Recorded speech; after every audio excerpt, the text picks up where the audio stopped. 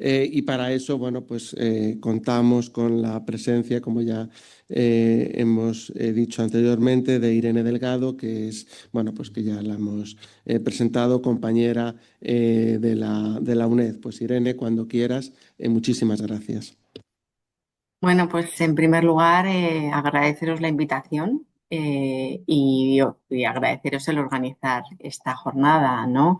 Yo creo que es interesante, es un placer compartir reflexiones con otros colegas de otras disciplinas sobre un tema y sobre un aspecto, sobre una norma que es interesante y que yo creo que vamos a hacer este ejercicio, ¿no? De abordarla desde enfoques y desde disciplinas muy distintas, ¿no? Yo creo que son todas ellas muy complementarias.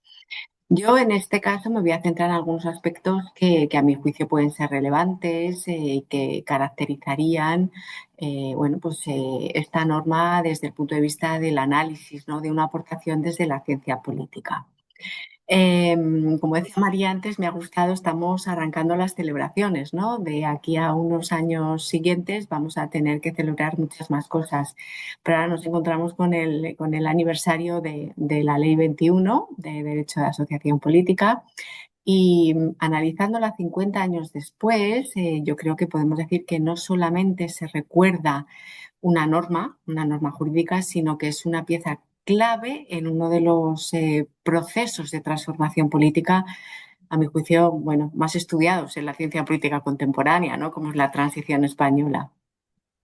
Y desde esta perspectiva, yo creo que conviene situar a esta ley, ¿no? Yo creo que la intervención anterior me ha dejado perfectamente situada en el contexto histórico, con lo cual es muy de agradecer para ahora entender algunas de las claves que quiero compartir con todos ustedes, ¿no? Como decía, está situada en el contexto, pero realmente esta ley forma parte de un proceso de cambio mucho más amplio y de un cambio institucional que tiene, bueno, pues unas consecuencias que todos conocemos a día de hoy, ¿no? Entonces, como decía, 50 años después, esta norma es clave para comprender no solamente la transición española, sino también los mecanismos, los elementos más profundos mediante los cuales los regímenes autoritarios se han transformado en democracias, ¿no? Un proceso que, bueno, como se ha mostrado de forma consistente en la distinta literatura académica, tanto politológica como jurídica como social, se caracterizó fundamentalmente por una combinación de esa idea de reforma desde arriba y presión social y negociación entre los distintos actores, ¿no? Nos volvemos a situar en el 76 y España, como acabamos de escuchar, se encontraba en lo que, bueno, pues dos politólogos de mucho renombre que han estudiado las transiciones, ¿no? Las transiciones desde los regímenes autoritarios a sistemas donde los elementos de la democracia empiezan a definirse, pues, como digo, en ese momento, en el 76, España se encontraba en lo que ellos han venido a definir como una fase de liberación autoritaria, ¿no? ¿Por qué? Bueno, pues estos autores lo que señalan es que los regímenes autoritarios, cuando comienzan a abrirse, lo hacen de una manera pues limitada, ¿no? Una manera que está controlada y donde hay una cierta estrategia, pero no renuncian de inmediato a esta lógica de dominación, ¿no? Es decir, es, bueno, pues una zona, quizá un espacio intermedio, una zona gris. España no era una democracia, pero tampoco era un sistema completamente cerrado, ¿no? El régimen se empezaba a abrir tímidamente. La teoría política esto lo denomina esa liberación autoritaria, que es un poco contradictorio, pero que nos refleja un poco el momento en que el régimen comienza, pues eso, a incipientemente abrirse sin renunciar a lo que es el control y su lógica de control interna, ¿no? Entonces, a mi juicio, este contexto es fundamental para que podamos entender el alcance que tuvo esta ley, porque no surge de un vacío, como acabamos de escuchar, ¿no? No surge en el vacío, surge en un contexto en el que el régimen busca abrirse lo suficiente para garantizar cierta supervivencia, pero no tanto como para perder el control del proceso. En ese sentido, la ley es un ejemplo paradigmático de lo que, bueno, pues ese término, ¿no? Que ya se ha mencionado de una transición pactada, ¿no? Son estas transiciones en las que las élites del régimen autoritario y las élites presentes en la oposición moderada van negociando los términos de esa apertura, pero evitando una ruptura que pudiera ser revolucionaria o con elementos revolucionarios, ¿no? Pero también evitando la perpetuación de un régimen autoritario, ¿no? Del autoritarismo. Entonces, a mi juicio, esta ley lo que refleja exactamente es un poco ese punto de equilibrio, ¿no? Por un lado, introduce una innovación al reconocer el derecho de la organización de la asociación política, pero por otro lo hace también dentro de unos límites que expresan, de cierta manera, pues ciertos temores, resistencias internas del momento, ¿no? No estamos, lógicamente, ante un sistema plenamente competitivo, pero sí se empieza a romper el principio básico del autoritarismo de excluir al pluralismo, ¿no? Y en este sentido, aquí hay un avance, un punto muy relevante, y es que esta ley permite la creación de las asociaciones políticas legales, están reconocidas en un marco, pero todavía está controlado por las instituciones franquistas. Aunque no se reconoce una libertad política plena, sí que supone un avance decisivo hacia el pluralismo político y prepara fundamentalmente el camino para la legalización de los partidos políticos y para esas elecciones democráticas de 1977, ¿no? Pero ahora bien, lo relevante desde el punto de vista de la ciencia política es que las instituciones, una vez que se van creando, van generando dinámicas que a menudo superan las intenciones muchas veces de quienes las han diseñado, ¿no? Esta idea está plenamente desarrollada en el contexto de los estudios de la ciencia política, y realmente lo que nos recuerdan es que las instituciones en el fondo no son herramientas neutras, ¿no? Son estructuras que van moldeando ciertos comportamientos, identifican incentivos y van creando unas ciertas expectativas, ¿no? Entonces, la apertura al asociacionismo político, en este caso con la ley, no solamente permite la asistencia formal de estas organizaciones, sino que lo que desencadenó fue un verdadero proceso de movilización, ¿no? Un proceso de articulación, un proceso de competencia que terminó desbordando el marco inicial, lo que comenzó, como decía, como una apertura ciertamente limitada, pues se convierte en un punto de partida y una transformación estructural del régimen, ¿no?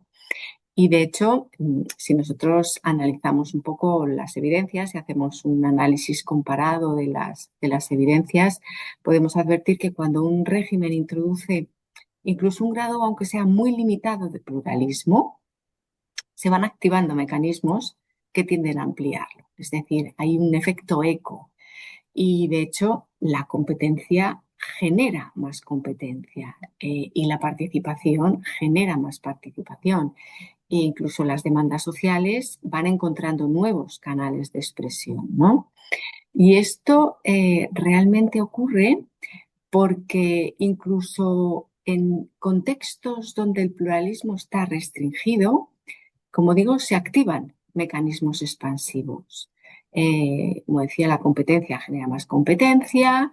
Entonces, desde el punto de vista politológico, sí si hay un elemento definitorio de lo que es la democracia, es la existencia de ese pluralismo político, pero de un pluralismo político organizado.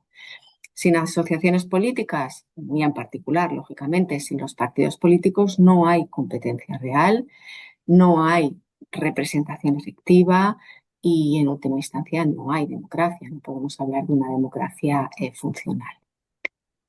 Con lo cual, la ley del 76 lo que introduce es la posibilidad de organizar ese pluralismo. Y lo hace fundamentalmente de una manera que refleja lo que es la naturaleza del proceso de transición español, ¿no? la transición, la verdad es que la transición española hay chorros de tinta que se han escrito sobre ella, pero si tuviéramos que identificar algunos elementos que son sustantivos, es que fue una apertura muy gradual, una apertura muy controlada y, como decía antes, una apertura controlada estratégicamente, no estaba estratégicamente diseñada. De hecho, toda la literatura en ciencia política, literatura comparada sobre las transiciones políticas, han insistido en este punto, ¿no? En este elemento. En casos como el español no asistimos a una ruptura abrupta, sino a lo que se ha venido a decir una transición pactada, ¿no? Es decir, un proceso en el que los sectores del antiguo régimen van impulsando gradualmente esas reformas para evitar una ruptura incontrolada, mientras que otras fuerzas que comienzan a emerger van presionando para ampliar esos márgenes de libertad, ¿no? De hecho, en muy poco tiempo España pasó de un sistema sin partidos a un sistema que tenía ya unos tintes muy avanzados de lo que podemos entender como un sistema competitivo, ¿no? Y de hecho, lo notable de este proceso, que como digo fue realmente corto en el tiempo, es que el sistema que se diseña no fue un sistema caótico, ¿no? Ni extremadamente polarizado en sus primeras fases. Pensemos que durante los años desde el 77 hasta el 82, la dinámica del sistema estuvo marcada fundamentalmente por un alto grado de cooperación entre las principales fuerzas políticas, ¿no? De hecho, si nos remitimos a estudios sobre comportamiento electoral, sobre sistema de partidos, realmente el modelo que se empieza a anclar, que se empieza a diseñar, es consecuencia del modo en que se produjo esa transición, ¿no? Un proceso negociado que incentivaba el consenso más que la confrontación. Y aquí la ley de asociación política permitió esa articulación del pluralismo, ¿no? Hizo posible que se dibujara, que se generara esa dinámica de cooperación estratégica. Pero bueno, sería quizá un error interpretar todo este proceso únicamente desde la actividad o el papel o la perspectiva que tuvieron las élites del momento, ¿no? Aunque la transición española es cierto que se caracteriza por una relativa desmovilización social, en comparación con otros, quizá con otros casos históricos, como ocurrió en Portugal en el 74, o si ponemos la vista en los países de América Latina en los años 80, es cierto que la eficacia de la ley dependió también de la propia capacidad que mostraron los actores sociales y políticos para utilizar los espacios que esa ley les abría, ¿no? Entonces, la democratización no es el resultado automático de una norma, ¿no? Sino que es necesario que lo veamos como la interacción entre lo que son las instituciones y los propios actores, ¿no? La ley del 76 podemos decir que fue una condición necesaria, pero no suficiente. Allá yo creo que todos sabemos que siguieron otros pasos, otros acontecimientos como la legalización plena de los partidos, la convocatoria de las primeras elecciones, la elaboración de la Constitución del 78, ¿no? Pero también es cierto que sin ese primer reconocimiento de el derecho a organizarse políticamente, difícilmente habría sido posible avanzar bueno, pues tener configurada el sistema que tenemos hoy en día, ¿no? Quizá también hay otro aspecto que no siempre se refleja en lo que son los análisis del contexto y que a mi juicio también es relevante, y es que quizá no es solo, el impacto de esta ley no es solamente un hecho institucional, sino también hay un hecho cultural, ¿no? La transición española implicó un cambio muy importante, un cambio profundo en la forma de entender la política. Se pasó de esa concepción basada en lo que es la unidad, ¿no? Una unidad impuesta, a otra concepción asentada en la diversidad legítima. Desde una lógica de la exclusión se pasa a una lógica del pluralismo. Y ese cambio, pues, aunque se expresó en las normas jurídicas, también en ese momento se percibe un cambio en los valores, en las actitudes políticas y en las propias expectativas que se van generando en la sociedad, ¿no? Las transiciones políticas muchas veces suelen venir acompañadas de transformaciones culturales, ¿no? Que lo que hacen es consolidar la legitimidad de esa diversidad, de esa participación. Y, a mi juicio, la ley de asociación política también contribuyó precisamente a normalizar la idea de que la política democrática se basaba en elementos bueno, la coexistencia de proyectos muy distintos, ¿no? Una cierta competencia que pudiera estar regulada en la participación ciudadana, ¿no?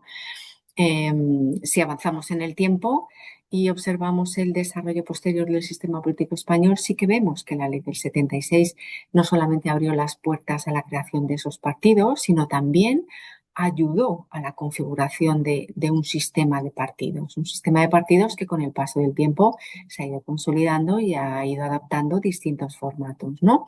Pero esa cooperación entre entre las principales fuerzas políticas. Luego ya vimos en torno a los pactos de la Moncloa, el proceso constituyente, lo que vienen a reflejar es esa idea de una lógica de consenso, ¿no? Un estilo de política que busca integrar, que busca el pacto, que busca la estabilización. Y la transición política, la transición española en este sentido, bueno, pues sabemos que se convirtió en un caso, se ha convertido en un caso de estudio internacional precisamente por eso, ¿no?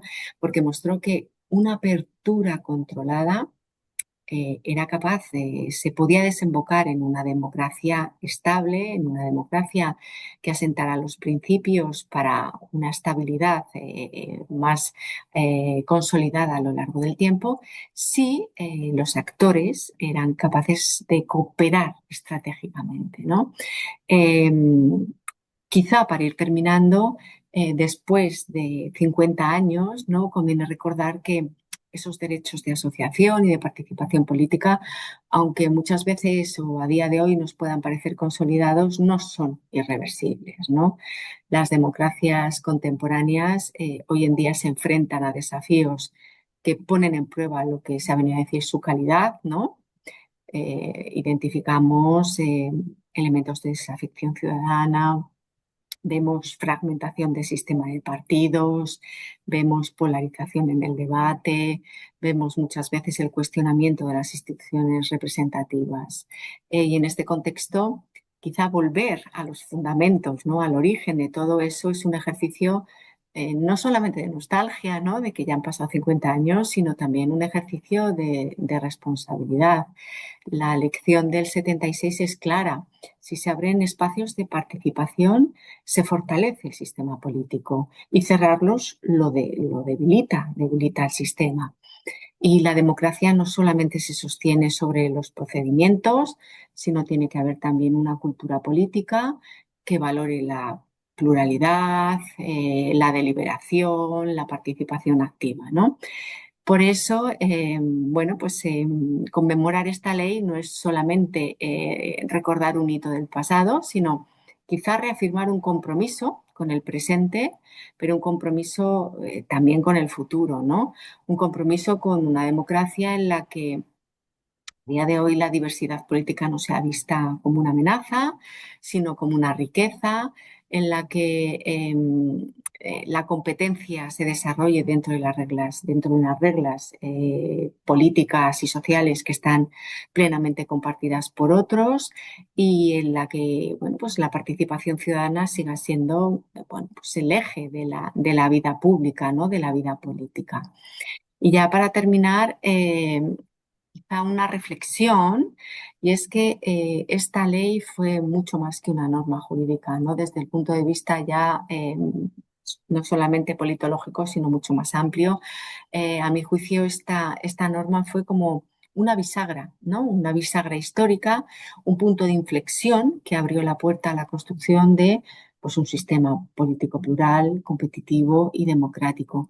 Quizá por eso analizar esta ley después de 50 años la tenemos que analizar no solamente como un texto jurídico, ¿no? Sino como quizá un dispositivo de cambio político. Fue un punto de partida, pero también un punto de llegada, ¿no? Y en este contexto yo creo que volver, como decía antes, a los fundamentos como el derecho a organizarse políticamente es quizá más relevante que nunca, ¿no? Porque la calidad de una democracia no depende solo de que existan partidos, sino de que estos sean capaces de representar, de articular y de canalizar las demandas de la asociación, de la sociedad, ¿no? Entonces, 50 años después, yo creo que es interesante que el legado de esta ley siga vivo y nuestra responsabilidad es, bueno, seguir profundizando y seguir recordándola por lo que fue y a dónde hemos llegado. Y con esto terminaría. Muchísimas gracias.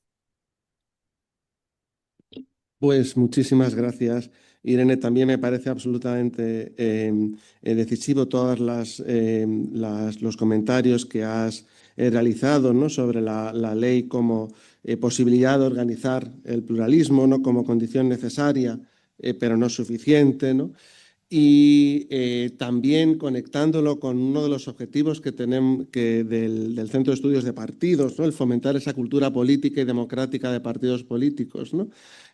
A partir de la toma de conciencia de que el simple cumplimiento de la legalidad no es suficiente, ¿no? Sino que es necesario esa cultura política de la libertad, de la competencia, del sano pluralismo, ¿no? Pues es algo absolutamente necesario, ¿no? Pues muchísimas gracias.